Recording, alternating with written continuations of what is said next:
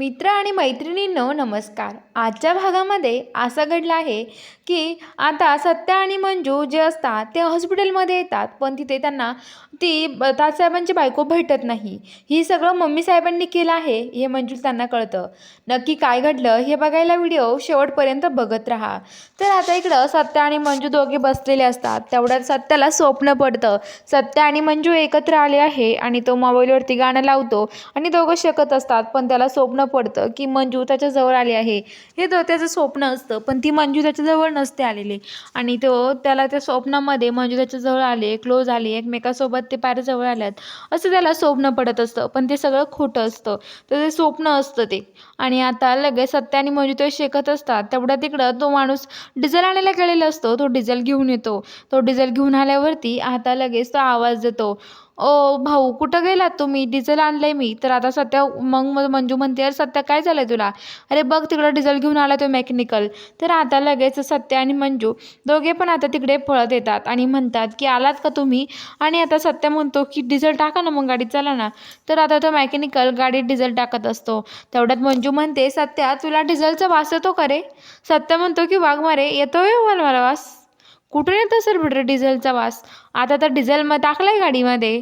तर आता लगेच मंजू म्हणते, सत्या नक्कीच काहीतरी झालेलं दिसतंय, वास कुठून येतोय बघ बरं. तर आता सत्या आणि मंजू गाडीच्या खाली डोकून बघतात. तर आता मंजू बोलते, अरे सत्या वास दुसरं तिसरं कुठून नाही तर गाडीच्या खालून येतोय अरे. तर आता लगेच सत्या बोलतो, काय गाडीच्या खालून वास येतोय, नक्की काय झालं असेल काय माहिती. तर आता लगेच म्हणतात की हो ना. तर ते म्हणतो की अगं काय झालं असेल वाघमारे गाडीची. तर आता तो मेकॅनिकल खाली वारकून बघतो आणि तो बोलतो की अहो तुमच्या गाडीची नळीच तुटलेली आहे. तुमची नळी कशी तुटली, अशी अशी तुटू शकत नाही, कुणीतरी ती कापलेली दिसते. तर आता मंजू म्हणते की हो सत्या ती नळी अशी तुटू शकत नाही, ती कापलेली दिसते. तर तेवढ्यात तो मेकॅनिकल म्हणतो की हे बघा, सत्या म्हणतो की तेवढी नळी जोडून दे ना. तो आधी सांगायचं ना रे, आमचं डिझेल संपलं सगळं, आता पुन्हा डिझेल टाकलं ते पण गळून जाईल, आता काय करायचं असं म्हणतो. तर आता लगेच तो मेकॅनिकल म्हणतो की मलाच काय माहिती होतं नेमकं काय झालं आहे ते, असं म्हणतो. आणि आता लगेच जो मेकॅनिकल असतो तो म्हणतो की हे बघा लगेच आत्ताच्या आत्ता ही गाडी नीट होऊ शकत नाही, तो आता तुम्हाला वेळ घ्यावा लागेल. हे बघा सकाळी तरी होईल, अंधारात गाडी नीट होणं शक्य नाही. तर आता तो म्हणतो की सत्या म्हणतो आम्हाला अर्जंट पुण्याला जायचं होतं.